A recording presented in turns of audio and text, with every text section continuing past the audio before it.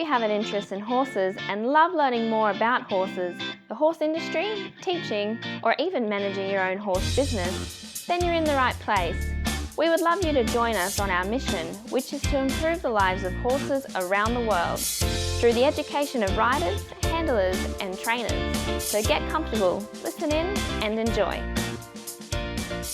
This is another of our popular Listener's Choice interviews, which we're playing over the weekend.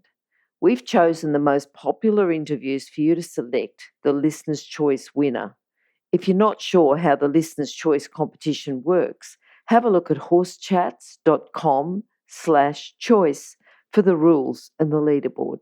If you have the same vision as International Horse College, which is to have a world where people safely appreciate, respect and enjoy their horses, and the horses appreciate, respect and enjoy their people, then have a look at their website, internationalhorsecollege.com, registered training organisation 31352. Our guest today is Andrew Turnbull. Now, Andrew's a unique horseman and individual. He may look like a cowboy, but Andrew's far from traditional. He combines the unique art of horsemanship as pioneered by Bill and Tom Dorrance with modern science focusing on biomechanic and horse health. Andrew works with an open heart, seeking that ultimate connection and feel between horse and human that lies beyond words. How are you, Andrew? I'm very good. And yourself? Very good, very good. Good to talk to you, Andrew. I'm looking forward to our conversation today. How am I? Now, Andrew, we normally start off with favourite quote. Just tells us a little bit about you, a little bit about, sometimes it tells people a little bit about what you focus on when you train. Sometimes it tells people about what inspires you, what keeps you going. But what do you think? What are you going to use for your favourite quote today? I kind of, can I cheat and have two? Oh, sure. You won't be the first one. You won't be the first one who's cheated and had two. So I'm going to use the came through in the Buck movie, but it was Shirley Betsy or Buck Brenneman's foster mum that said, "Blessed are the flexible, for they're not bent out of shape." Mm-hmm.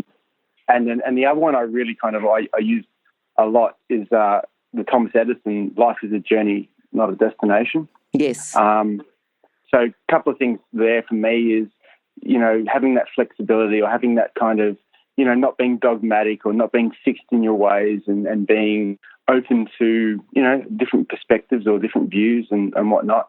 And then the other part, or the other quote there and why it's relevant or why I enjoy it is more about, a lot of time we kind of get fixated on when I get so-and-so or when I've done this and what the outcomes rather than enjoying the moment, being present and kind of, taking stock or enjoying just being in the moment. Yep. And so that's why I kind of get torn between those two kind of sayings. But, it's the thing that kind of, for me, it means that, when you're with horses or when you're living your life, it's kind of we give so much of our power away and we give so much of our, what we want to do in life, whatnot, to external things like in saying, when I've got such and such, I'm going to be a happy person, or when I've done such and such, I'll go on to something else. And it's like, well, in taking stock or being in that moment might be more important and might get the outcome. So yeah. Just looking at that one where life's a journey, it's not a destination, particularly we might be as horse owners, trainers, riders looking towards a particular goal. I'd like to get my horse around a 3-day event. I'd like to ride at the Olympics. I'd like to just take it out on trail without it, keeping it quiet. I'd like to just be able to do certain things with it. But if you enjoy the training, enjoy the little steps at the time, I think that works out well. Oh, totally. There's another similar saying I heard the other day, and essentially it went along the lines of saying that if you enjoy the journey, you don't need a destination. Like, Yes. if you're going along and being present and enjoying just that partnership, whatnot, does it really matter where you're going? Yes. And I think if you can go to a competition and say, we just had the best day. My horse worked well, he travelled well, he did everything I asked of him, he's improving, he's alert. And as a bonus, we won the competition. That's the sort of thing you need to do. Yep.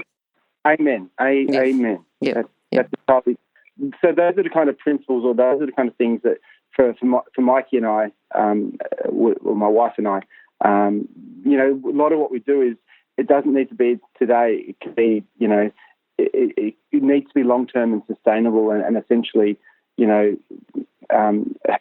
making sure that things are, we enjoy, or we're present, we enjoy the moments, feeling of, or stop getting in your head and start kind of like listening to the horse. Like there's a series you're going around at the moment called Listening to the Horse. And I love the title of it. That's, to me, that's sort of what they kind of don't do, is essentially they get their trainers or their friends or so-and-so said, oh, this is where the horse should be at and this is what a horse should do, rah. And the horse might just not be there, or it's not ready for it. And they're not listening to the horse. And so to me, that's a saying, or that's a title that I really resonate with. Yeah. Now, I know that you're really keen, on horse welfare, very high on your priorities. Your training methods, just think about the training methods that you're using now, because they're quite unique. How did they develop? Where did you get the pieces from? So lots of different horsemen over the years. And we've had this discussion a few times over the last couple of weeks, because I've had students come and stay and whatnot. Essentially, it started for me when I met my now wife. She was very passionate about, she's a vet and a lawyer and very academic, whatnot. And she kind of pushed me down into this kind of path of horsemanship and clinics and whatnot. And, very impressionable in the early days, and kind of went to as many clinicians. And we started several years back getting different clinicians, Australian and from overseas, over to WA, because travelling over east was always quite expensive and an issue. But we, people like Martin Black, people like Jeff Sanders, Steve Halfpenny. In years gone by, and I've gone and spent some time with Manolo Mendez. Like different bits and pieces. But to me, anything that kind of A, wasn't forced, or B, where it, like, I don't know if you were there, but a couple of weeks back at Equitana, there was Pedro Torres. Yes, I was at Equitana. Yep. Yeah, and he was talking about how working or being with horses should feel like it's dancing, and essentially it should look beautiful. Yep. And that entirely resonates with me, in that, anything that looks like it's forced, anything that looks like it's, eyeballs popping out of its head and stressed to it a hilt, I think, to me, that doesn't look sustainable, and that doesn't look pretty. Yep.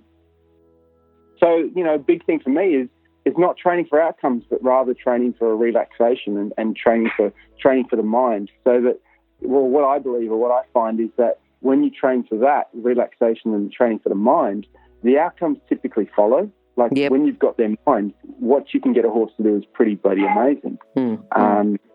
But when you kind of just get dogmatic or fixated on outcomes, the consequence is sometimes the horse comes second. Yes. To me, it's I can't tell you like how many times different trainers and my wife sometimes lectures me, because we do clinics of ourselves these days, and I still refer to a lot of what the guy, the different clinicians and trainers that I've spent time with, and sometimes say, oh, Martin Black taught me this, or Jeff Sanders taught me that, whatnot. And I kind of still like to give credit to where I learned some of these things, but I can't, to me, it's kind of again, it's the journey. It's the, you pick bits and pieces along the way, and you kind of, I always say to people, go and ride with as many trainers as you can in the beginning. Why? Because you need to kind of learn or get an understanding of the whole big picture, and then once you start to find what it is you want to do or how you want to do it, well, then it's go and specialise or go and spend time with those people that you resonate with, and kind of try and make what they're doing or how they're saying or how the principles they're using, try and make them your own. And another thing I say sometimes is, even if you don't agree with someone, sometimes just go and watch what they're doing or saying. And it might be just so that they validate why or what it is they're doing that you don't agree with. Okay. It gives you contrast, or it gives you perspective on your training principles, and it kind of, in my mind, cements it, or kind of gives you a clear picture as to what it is you want. And that might help you on that journey to kind of, doing that. thinking about, because you've worked with a few good horsemen, and I'm sure you see a few good horse people too, coming to your clinics. Just, do you see a common, right across the board, type of person who's a good horseman? Core skills, their character traits, the type of person. Like, everyone's going to come in all different shapes of sizes. And even the people that don't have a great deal of ability yet, you can see that by their character traits, by their personality, that if they keep persisting, they will become good horsemen. What sort of persons are they? Well, guys, I've got a young student who's flown over from Victoria with me for a few weeks, and we were having this conversation during the week. She asked me whether I thought she could make it as a trainer, and I said, bloody oath you can. To me, it's kind of this. One, you've got to have an open heart. You've got to have an open mind. You've got to have some principles about you. You've got to have an idea of what it is you want to do and how you want your horse to be. So often I kind of come across people that have, jumped from here, there, and everywhere with all these trainers, and they never get to this place where they decide, this is how I want my horses to be. They get, they're never clear on that, and they kind of, it comes to a place where they lack the confidence, and things like this, a willingness to try, so a willingness to kind of, you don't have to get it perfect in that moment, but at least like a little improvement or a little try. Yep. A little kind of, a willingness to step towards something uncomfortable and say, hey, I don't know that I have the answer, or I don't know that I have all the tools, but I'm going to give it my best shot. I'm not going to be fixated on this. I'm not going to be dogmatic about it, but essentially look at it, work from where the individual and or the horse is at, and kind of start from that place. To me, that's kind of again, we get so many people in life saying you have to be this way, or use these tools, or kick them here and spur them there and push them over here and rah rah. And it's kind of I believe we have this internal barometer whether something's right or wrong. In your guts, or you know in your heart when something's right and wrong. Yep. And a lot of times we disregard that, and we kind of go, society or my peers might think of me as a failure, or that they won't accept you or whatnot. But if you really listen to that and you have that open heart, you kind of, in my belief, the horses will feel that, and they'll look to you for reassurance and guidance. And I'll tell you about it. I've got a horse in at the moment. He's a 4-5-year-old quarter horse, but real sensitive, real scared horse. And I've spent 2 weeks now just kind of going slowly. Today we just got our first 3 strides of trot, but he's that close to the buck that if I push him any further, then, he could lose a lot of confidence, and he could kind of go into a train wreck. And I'm like, well, I'm trying to keep him that close to that side, this side of keeping confident and happy. And you can see how he finishes each session. Like, he looks doughy-eyed, he looks really relaxed, and he's really confident. And when he came, you couldn't catch him. And nowadays, you walk and he comes over to you. Yeah. And it's like, that to me, they're the foundations, or they're the things that kind of say, what you're doing is right. When the horse says, I like what you're doing. And I guess that to me is another principle. I do believe that, when people kind of start listening to the horse, if their demeanour doesn't change, or if they start, licking and chewing and all these kind of positive signs, that's their demeanour, or that's their answer to saying, yes, I'm okay with what you're doing. But when they start throwing their heads around, they start getting really reactive, or they start getting worried, whatnot, people kind of sometimes ignore that, and they kind of go, oh, I want to do this, or I want this to be the outcome, whatnot. And it's like, well, you're not listening to the horse, and you're not helping the horse in where it's at. Yep. And so people that have that empathy, or that ability to, look at the horse from the horse's perspective and say, what preparation have I done to help you, for this? What, how have I set you up to succeed, rather than just, pushing you towards something you're uncomfortable about. And just, I say this with clinics a lot these days, is like, stack the deck and kind of make it so that it feel like you couldn't not do something, rather than in a situation that might be 50-50, and you might get something, or you probably won't. So, do your homework, set your horse up, and kind of prepare them for what you want. And you might find that they're, you go into these situations where it feels like you couldn't not get something. Yes. And so some people kind of hear me say that and they kind of walk around for a while. But there's so many times where you can kind of see that, where you get to these situations and it just feels like an inevitability. It feels like the horse is just, like, you just know when it just feels like it's the right thing, and the horse is ready and he's confident and just, sure, we can do that. Sure, we can do that. And a lot of people, they kind of don't. They don't listen to the horse, and they just kind of go, oh, he'll just have to deal with this, or he'll just have to get over it. Yep. And for me, those are the things that kind of, when you have that empathy, or when you have that, ability to listen to the horse, you don't have to have, perfect sleep. You don't have to have perfect hands. You just have to try your best, and horses will forgive you. Like, I do honestly believe, like, the people that kind of try, they're better off, those are the ones better off, rather than the people that sit back and say, I didn't want to do such and such because I didn't want to stuff it up, whatnot. I believe you kind of, if you're really listening to the horse and you kind of work where you and the horse are at, they'll try and fill in for you a bit as best they can. And you know what, if you do make a mistake, as long as you're not causing train wrecks and you're not causing, damage or injury to horse or human, it's a good learning opportunity as well. So, I see it all the time where people kind of just don't try, and those are the kind of qualities, and I see that in the horses as well. There's a lot of horses out there that have been kind of taking the confidence so much that they're beating that they don't even want to try. So that's for the horse and humans. Yeah. What about, and I'm thinking horses in particular, because sometimes we learn a lot from horses. So have there been particular horses that you think, I really learnt from that, I really learned a lesson there, what? Totally. Tell us a little bit about that. So the one story I tell a lot of, and to me it's a very personal one, and it's something that I'm, ashamed, but I'm also proud to admit to and own up to, is essentially, it goes back to that again, listening to the horse. And I tell the story this way. A few years back, or when I first rode with Jeff, which was about 5 years ago now, I took my horse to the clinic, a 5-day clinic up in Geraldton, and I hadn't done a lot of preparation work for the clinic, so I hadn't ridden him a lot the week leading up to the clinic. And we'd gone up, and just a couple of days beforehand, we'd given him some worming, and he got ulcers, whatnot.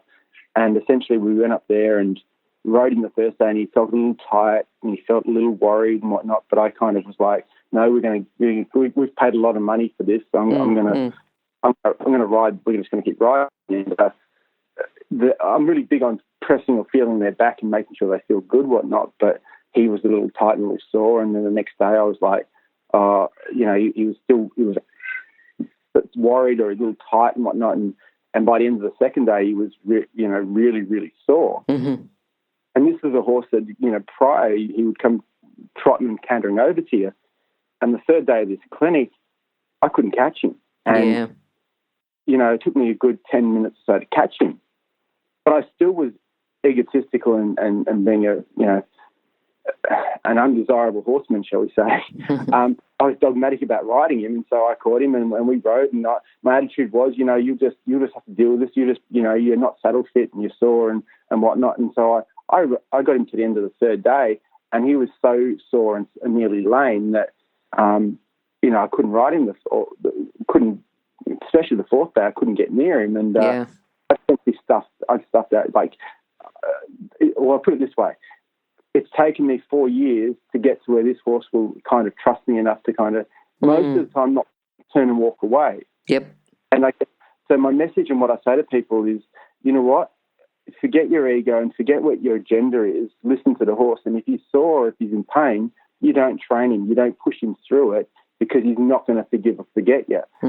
Things like saddle fit and fitness and preparation and all these kind of things, they're really important. And if you're not listening to the horse, well, you've got nothing. This is my main lead horse, whatnot, and he's a real sensitive soul, whatnot. But I kind of got so pig-headed and so egotistical that and my money was too good for him to waste, whatnot. And I promise you, it's taken me 4 or 5 years to kind of build that trust. And he hasn't forgotten, and the horses don't forget. But I believe that he kind of I genuinely try to make sure that I promised him that I would tell everyone I could about that message. Yep. And B, I kind of believe that when he knows that he's really important to me, and I kind of show or try to exercise gratitude. And he gets his privileges, and sometimes he probably does things that some people might frown at, and he gets to go and wander around the property and graze, and he gets a carrot or two, and things that some people might frown on. But to me, that's the way I exercise gratitude to him and say, then, I do appreciate, and you are very important to me and whatnot. And, I genuinely love my pony. And, that to me that's the lesson that Buck's taught me, or Buck's my horse. And that's a lesson that he's taught me, that, what, if a horse is in pain, don't push him through it. Yep. Listen, and don't beat them up and say, oh, they'll be right, whatnot.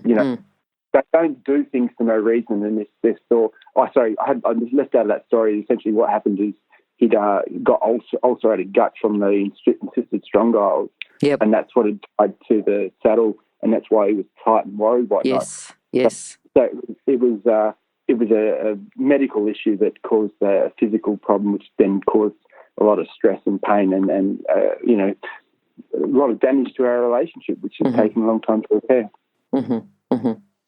Yeah, and it's a big thing to admit something like that, as a professional person. Yeah. I promise you, I wouldn't, I flat out will not. I will not work a horse in pain. Will. And I guess I'm pretty lucky in that my wife's a vet, so we get to kind of, or whenever I feel like something doesn't feel right, or it's not moving even or consistent, or it just doesn't feel right, I get to cheat and say, "Can you come and look at this one?" And I've got some pretty good friends around that are body workers and those kind of things. Good. So I use that. Good. Yep. It's a whole approach. It's not just training. Yep. If you're an equestrian coach or a horse riding instructor, or even if you aspire to be one, have a look at the free video series for horse riding instructors on the Horse Chats website. Go there now. Have a look. horsechats.com. What do you think your proudest moment's been? Is it one thing? Is it, ongoing? It's definitely an ongoing thing. I mean, it's a journey, isn't it? Life's a journey. Yes. But to me, a couple of things.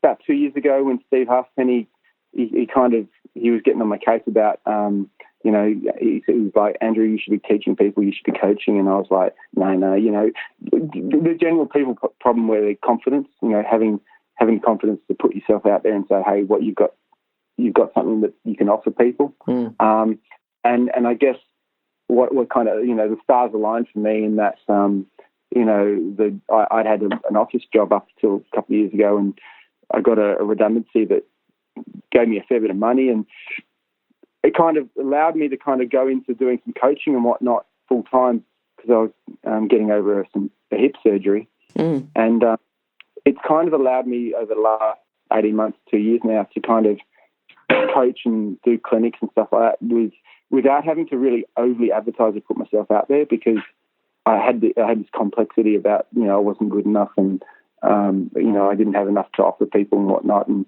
I guess for me, the proud moment was when it all just started working, and I started having horses consistently coming in. Good. Yep. And people kind of, it was getting to where clinics were full and had waiting lists and those kind of things, and we hadn't had to overly advertise or put a lot of self promotion and whatnot. It was because people were saying, hey, we agree, or we like what he's teaching and how he's teaching it, and then it's kind of just grown, and it's allowed it to be very organic and natural, which is kind of what I wanted. Good. Thinking about, because I was going to ask you biggest challenge, money aside, because not everyone gets a redundancy, but and also too, small businesses, it's always a challenge with money to set up. But was that your biggest challenge, do you think? Well, no, it's like that was, again, stars aligning, Glenys. So I had a mining job, so I had a really good salary, whatnot, and I was in that industry for over 10 years. So I was earning some really good money, which allowed us to kind of buy all the tools and all the we've got a float and a gooseneck and all these saddles and all this gear that's all we've got all the nice stuff, whatnot, but it allowed me to kind of, I felt like I was selling my soul for all those years, but it was kind of setting us up to where it allowed or afforded us the everything that we might do this. Yes. And so nowadays it's kind of I got a very materialistic place where I thought that, I had to have all the, I had to have everything. And I went, whenever I wanted something, I would go buy it, whatnot. Whereas now I'm a lot more appreciative, a lot more grateful for everything. And, these days we have to budget and we have to think it, or we have to be a little more cautious. And my wife and I have just had a son a couple of months back. And so, our priorities are still changing and whatnot. But it's also allowing me to stay home a lot more and kind of be here in the mornings and pop in during the day and see my boy growing up, which is a pretty cool experience to be going through. And, I feel like everything's it feels right. Like life at the moment feels really like I'm just happy. It's fulfilling and and it just like I honestly believe that when you stop lying or you start following your heart and you start listening to yourself, things just happen for a reason, or everything in life happens for a reason, and so I just feel like it's just meant to be, eh? Yeah. So, if you were going to talk to someone, who's thinking that they'd like to work in the horse industry, what do you think's the best thing? I'll give you the answer because again I've had a conversation this week with Annika, my student. Yep. There's essentially follow art, like be happy. Yes. Like you don't have to have everything now. Take lessons and take stock from these lessons, these horses, that, life, what it throws at you. You don't have to have everything now. Like, enjoy the journey. It's kind of my advice to Annika was essentially go and experience life. Go, she's got an opportunity or a desire to go to America and do some training and riding over there. And she lives in Victoria and she's doing some, works for different people over there, and she's getting a whole bunch of really good experience. But it's about, in my belief, it's, in the early years, it's go and get an understanding, or go and get, some life experience. And then once you work out what it is you want or how you want to do it, the principles behind that, then it's just going about refining it, or, going and learning about how you want to execute those principles. And, so again, she asked me a couple of days ago, do you think I'd be a good horse trainer? I said, yeah, you will be. You just need to kind of find your way. We all have our own journey, and we all have our own skill set. We own our strengths and weaknesses, and the horses, they'll bring them out of you. But to me, it's kind of if you want to get into this horse industry, it's kind of find it is what it is, whether it's a discipline or whether it's the principles and being very general, and kind of really kind of believe in you. Like, you got to believe in yourself. You got to. Yep. You can't, like, there's so many horse trainers that I've kind of come across where they put this really strong external, lie out there that they're really confident, really happy, whatnot. But you go and spend some time with them, and this is a lot. Like, you'd be amazed how many guys you go and spend some time with, and you find out that they're absolutely miserable. Why? Because they're not following their beliefs, or they're not living their values. They're kind of doing things for other people, or they're doing them for circumstances because, money or whatever's kind of got in the way, or they, and they're having to kind of sell themselves short, really. And I sounds kind of like cliche, but right at the moment, for me, I kind of feel like it just feels right. Like, I don't have that feeling at the moment. Yep. So for anyone that's thinking about getting into the horse industry, I'd say, be open-minded in the beginning and kind of see and experience as much of this horse world and life that you can. Yep. And then you might what it is you feel like your calling is, and be true to yourself. Just thinking, you as a clinician now, going out and you're doing a clinic, and you see all the riders, and you're at a new place. What's a common fault that you see when you walk into a new place and say, these people could do this, I'm going to work on the person, the horse, or combination? Okay, so like I'll use the Steve Halfpenny line here, have a plan, but love with it. A lot of people, they don't even have a basic plan, or they're so in doubt, or they question themselves so much that they don't even really have a plan or an idea of what it is they want to do. And so, for me, it's moving a horse, whatnot. There's not much to it. There's forward, back, left, and right. And so starting to get some control of it, or communication with a horse. So a lot of time what I see is the horses are they're taken over. There's no leadership. There's no clear communication. They don't have a plan. You start thinking about it, and there's a lot of these values or qualities that we look for in life, and good leaders or good CEOs and whatnot. And that's why I use that line in some of my clinics, where to me horses are on this planet just to teach humans to be better humans. Mm-hmm. Better leaders, better communicators, better, have a plan, but be flexible. I use a Shirley Betsy line all the time, just flexible, mm-hmm. and not bend out of shape. Don't be dogmatic about your plans. You need to adapt, or you need to adjust if the situation calls for it. Mm-hmm. But to me, it's kind of a lot of time, people, and I see it all the time, they go, I've got a green horse, and I haven't done much with horses myself, and so it's kind of a little bit of blind leading blind, and so that to me is where you kind of, in the beginning, you've got to go and build your toolbox. You've got to go and visit different trainers, visit different disciplines, etc., and kind of get an idea of what it is and how it is you want it to be. Mm-hmm. We're very driven by, we've done a number of horse dissections with Sharon May Davis. Yep. And I guess, Manolo being very biomechanically orientated, those are the kind of people that significantly influence how and what we train with the horses. So we kind of look to what is biomechanically correct, and then what is long-term sustainable, and setting them up for long-term success. So a lot of what we do is kind of like clear communication, setting out some principles, and kind of developing or building a foundation. And then once you've got that, well, then you can start refining on it. Then you can start kind of building or increasing the complexity, so that you start going towards whatever the discipline or whatever the thing you're going towards is. So I'm not very kind of discipline orientated, but like last year or so, I've started kind of getting involved in working equitation. And I really like working equitation in that it's so varied. Like you've got you've got dressage, you've got obstacles, you've got cattle, you've got, there's a whole lot of different aspects to it.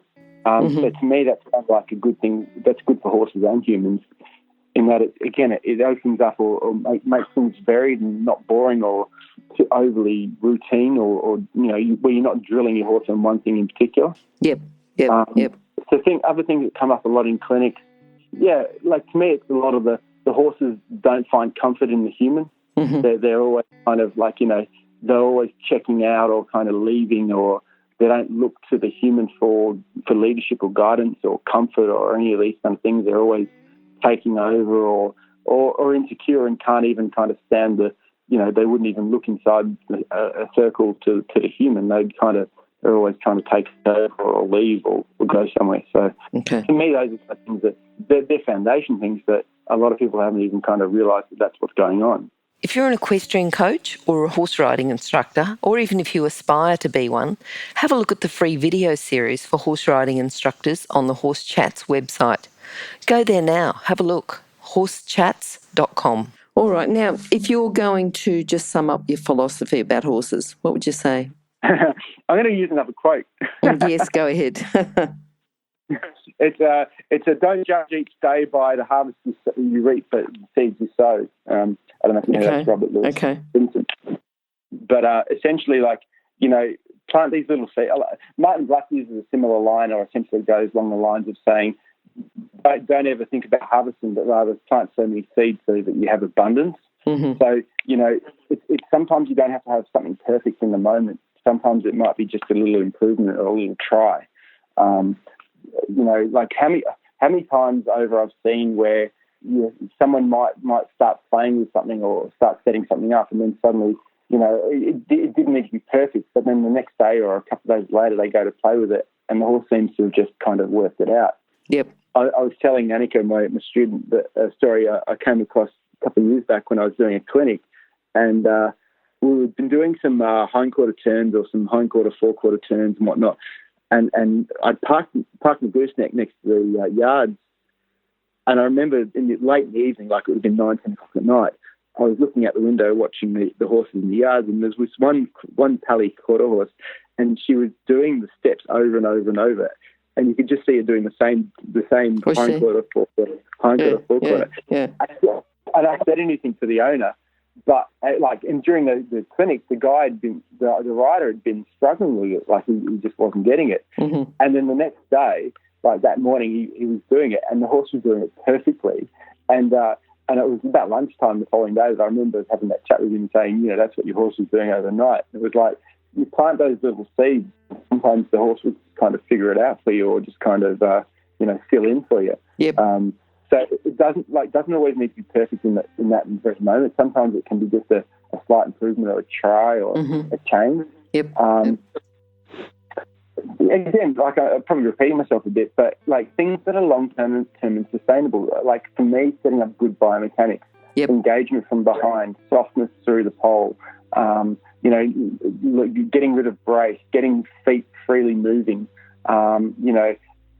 in the beginning, so one of the things, the foundation for me is getting them forward and essentially walk, trot and canter, get that free and flowing before I worry about starting to direct things. So to me, I use the analogy, or think of it as, say, driving a car without power steering or riding a push bike without forward. It's pretty hard to steer them. So you need to have some life, you need to have energy to direct. And so once you've got that forward, well, then you can start kind of applying or directing that energy. Mm-hmm. And so to me, that's kind of a very foundation thing. Do I have forward, free, moving feet that, can I direct things and kind of, can I then start applying pressure about moving the horse in certain manners, whether that's starting to incorporate lateral movements or whatever. But I want to get that energy and life in the beginning, so that then I've got something that, if you don't have that, then the likelihood is you're going to have, brace, and you have anxiety, bucking, and over worry. So that's the gauge to me as to where that mental state of the horse is. Mm-hmm. And when I dial that up, down, and demeanour change, so that's aligned by using my clinics these days. My goal with my horses be that I could walk, trot and canter left and right, back up with my change in demeanour. Mm-hmm. And so when you can do that, you know that the right will do that entire time. Whereas if they start leading you, if they start getting worried or not, then you've got to find ways to kind of help them through things. Yep. And then it's just once you've got that, then it's just refinement. You're just applying it in different principles. So what is your want? Other things a good, strong, solid stop backup. Essentially, what I'm getting at there is where you get things like dragging feet or brace, and they won't come up, won't back up with you. Yep. That's just a good indication of the mental state of the horse. Mm-hmm. Because when they're really with you, they move quite nicely and quite lightly. Whereas if there's worry, tension, or brace, then you're going to struggle with certain things like that. Yep. Yep. Andrew, how can people contact you? I'm just thinking, because we'd like to have you back again, but just in the meantime, if people would like to contact you direct, what's the best way? My wife's pretty good managing our Facebook page and our website, antequestrian.com.au, but we're also on Facebook. We have horses in for training. Clinics. We host clinics, so we've got a few coming up in the next few months. Sanders will be here in a couple of weeks. And then we've got John St. Lyon from America will be here in March. We kind of, probably best way through the website or phone and Facebook. No worries. All right. Well, hopefully we'll talk to you soon. And I think if people would like to contact you as well, they can go to horsechats.com/Andrew Turnbull, or just go to horsechats.com, search for Andrew or search for Turnbull. So thanks, Andrew. Thank you for coming, and hopefully we'll talk to you again soon. Really appreciate it, Glenn. Thanks for your time.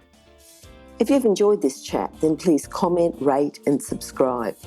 If you'd like any changes or recommendations for guests, then please contact us through horsechats.com. And while you're online, have a look at the government-accredited courses at internationalhorsecollege.com.